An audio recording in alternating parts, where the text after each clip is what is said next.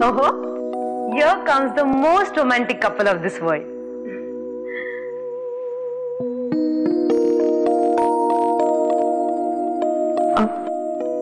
काय झालं?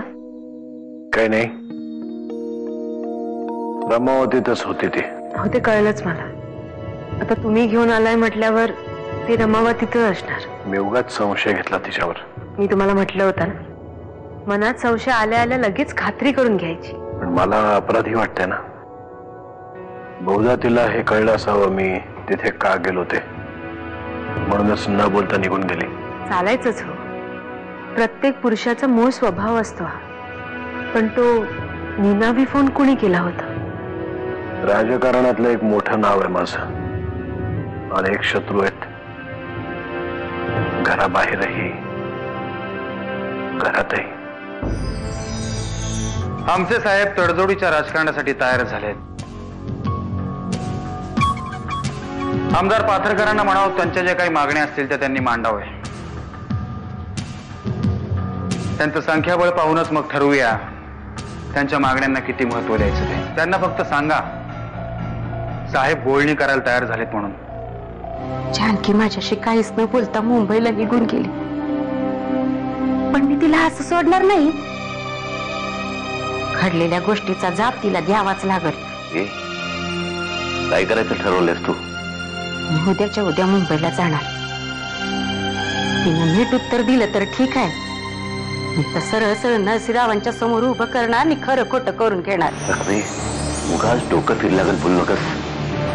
काय मुंबईला जायची गरज नाही, आपण फोनवर तिच्याशी बोलू.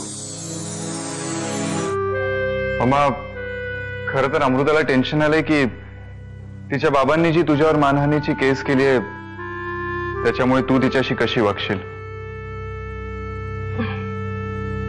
ए वेडाबाई, तू माझ्यासाठी नरसिंहाची नाही, नर्मदेची मुलगी आहेस. आणि मी इतक्या खोट्या प्रवृत्तीची बाई नाहीये. डोंट वरी. गण्या गोव्याला जाण्याच्या बाबतीत तू माझ्याशी खोटं का बोललीस? मी कुठं खोटं बोलले? गण्याशी बोलणं झालंय माझं. मला आर्यनचा फोन आला होता. अमृता आणि आर्यन पाण्यात खेळत असताना अमृता पाण्यात पडली आणि बुडता बुडता वाचली म्हणून. काय? मला वाटत होतं दत्त तिकडे जाऊन अमृताला बघून यावं. काल रात्री तुला काही बोललो नाही, पण कसलं टेन्शन आहे का तुला?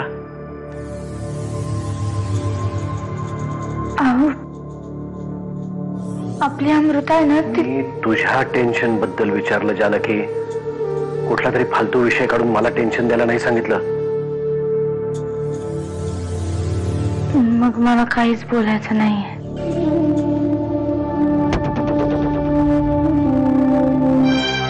नरसिंहाने माझ्यावर जी मानहानीची केस केली आहे त्या केसमध्ये त्याचं पारडं माझ्यापेक्षा जड आहे. मग आता आउट ऑफ कोर्ट जाऊन ही केस सेटल होऊ शकते, पण नरसिंह पैसे घेऊन ही सेटलमेंट करायला तयार नाही होणार, कारण त्याला पैशाची पडलेली नाहीये. बऱ्याच वर्षानंतर माझी नांगी मोडण्याची त्याला संधी मिळाली आणि ही संधी तो चुकणार नाही. मग या सगळ्यात माझी काही मदत होऊ शकते का?